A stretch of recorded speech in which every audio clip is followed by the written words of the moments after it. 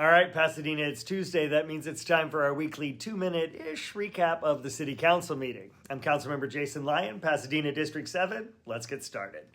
Last night was a long one. After a closed session with legal counsel, we opened with a celebration of the Rose City Crystals, Pasadena's synchronized ice skating team, just back from winning several medals at the Pacific Coast Sectionals, including a championship in the juvenile division. Congratulations to all the skaters.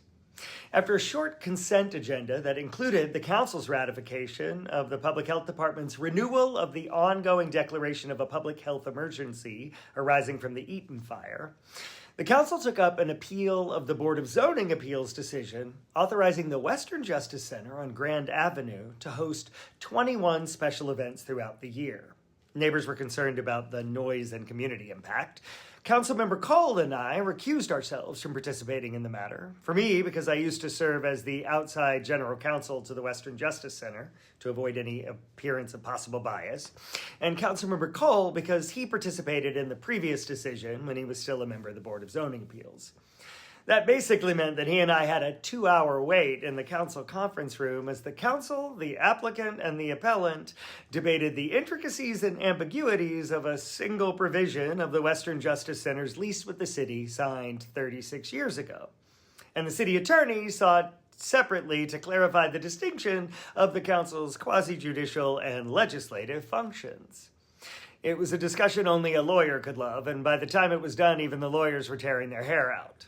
In the end, the council tabled the pending appeal, set a separate meeting to discuss possible changes to the Western Justice Center's lease, which is a discussion I will be participating in when it comes to the council, and they authorized a temporary use permit so the Western Justice Center can host events while all this plays out.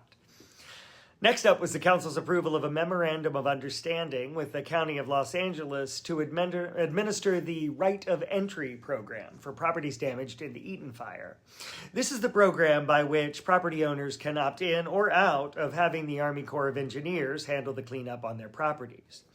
We spent a lot of time exploring the details of the agreement, including provisions for environmental protection, haul routes, and of course the cost of administering the program.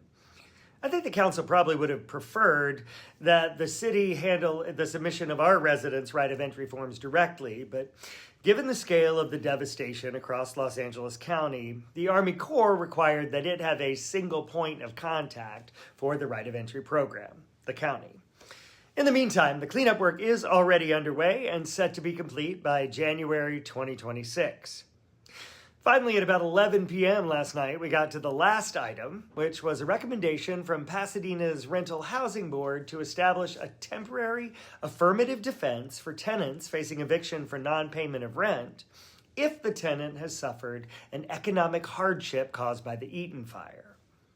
You may know that the County Board of Supervisors recently adopted a similar defense for a temporary 6-month period that requires tenants to explain and document their financial hardship, how it relates to the fires, and to seek rental assistance from any of several aid programs. The Rental Housing Board had recommended that Pasadena adopt a 1-year eviction defense measure, while local rental property owners requested that the city instead follow the county program in the interests of clarity and consistency. Interestingly, the county's resolution already purports to include all 88 cities in the county and its rule. But our city attorney strongly disagrees that the county has the authority to direct charter cities like Pasadena in a matter of municipal concern. So, to avoid any potential uncertainty, the council unanimously directed the city attorney to prepare an eviction defense ordinance for our city that mirrors the terms of the county program. And with that vote, at 10 to midnight, we adjourn the meeting. There's no council meeting next week, so I guess I'll catch up on my sleep then. As always, if you have questions, email me at jlyon@cityofpasadena.net.